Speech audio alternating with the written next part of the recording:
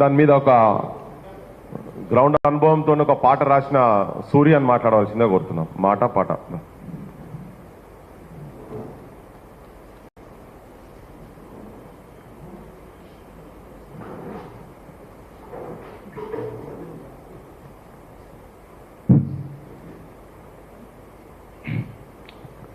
Media మిత్రులందరికీ జై తెలంగాణ.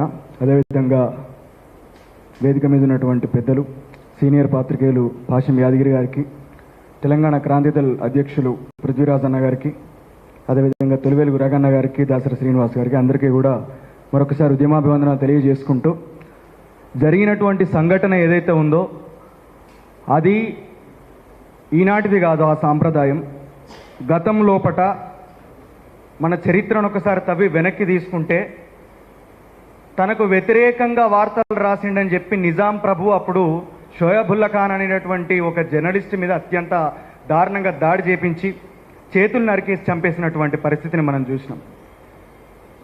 దాని తర్వాత పింగళి దశరథరామ్ అనేటటువంటి జర్నలిస్టు తన గురించి, తన కుటుంబం గురించి వ్యతిరేకంగా వార్తలు రాస్తున్నాడు, వ్యంగ్యంగా విమర్శ చేస్తున్నటువంటి ఉద్దేశంతో అతన్ని అత్యంత దారుణంగా హత్య చేయించినటువంటి ఎన్టీ రామారావును కూడా మనం చూసినాం ఆనాటి ప్రభుత్వం. ఆ తర్వాత మనకు మోడీ ప్రభుత్వం లోపట గౌరీ లంకేష్ కావచ్చు, దుబోల్కర్ లాంటి జర్నలిస్టుల యొక్క హత్యలు కూడా మనం చూసినాం, దాడులను మనం చూసినాం.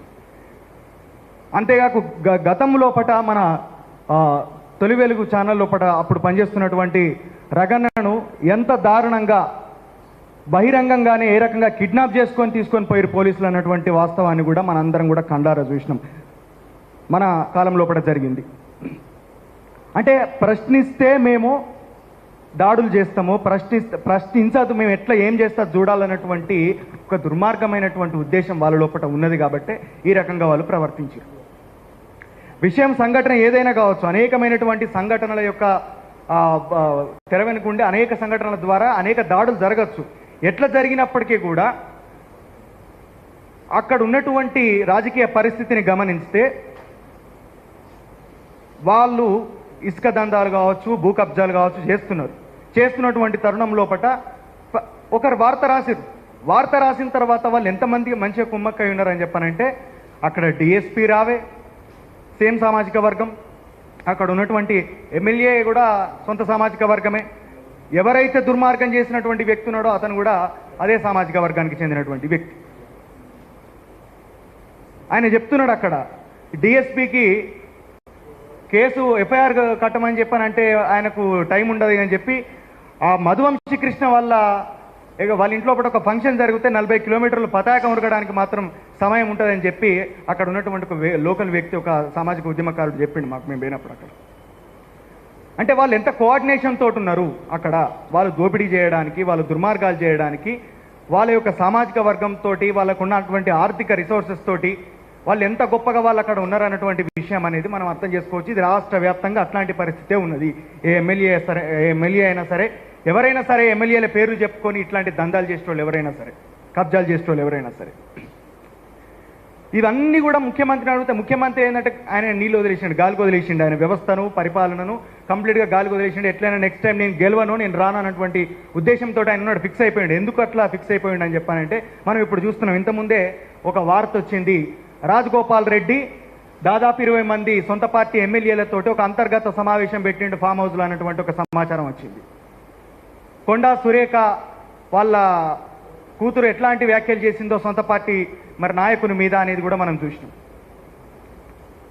అనేక మంది తిరుగుబాటు చేస్తున్నారు పార్టీ లోపట, అస్థిరత ఉన్నది ప్రభుత్వం లోపట, పరిపాలన కంప్లీట్గా వైఫల్యం అయిపోయింది.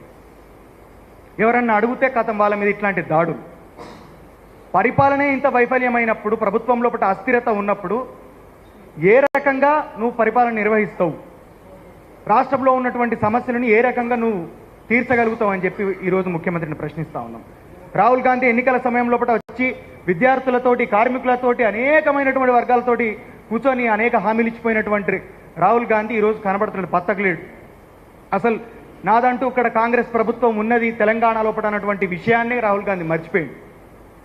దానికి తగ్గట్టు ఇక్కడ 1000 కోట్లు మరి ఆయనకు ముఠ చెప్పిండు కాబట్టి రేవంత్ రెడ్డి నువ్వు ఇట్లా జోక్యం కల్పించుకోకు, నేను ఏం చేస్తా చూడని చెప్పి అన్నాడు కావచ్చు రాహుల్ గాంధీ. ఆ రకంగానే ఉన్నది ఈరోజు చూస్తూ ఉంటే. కాబట్టి ఇట్లాంటి సమస్యల మీద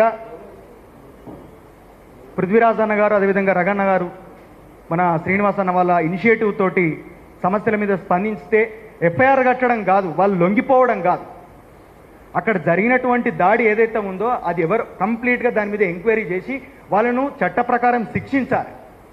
లొంగిపోయిన తర్వాత ఏంది పెళ్ళ మెడల పుస్తకాలు దొంగతనం చేసి మళ్ళీ పెళ్ళ ముంగడికి పోయి లొంగిపోయినట్టు కదా. ఇది వాళ్ళకు తెలియదా? డిఎస్పీకి తెలియదా? ఎస్పీకి తెలియదా? అక్కడ ఉన్నటువంటి సిఐకి తెలియదా ఏం జరుగుతుంది అనేది?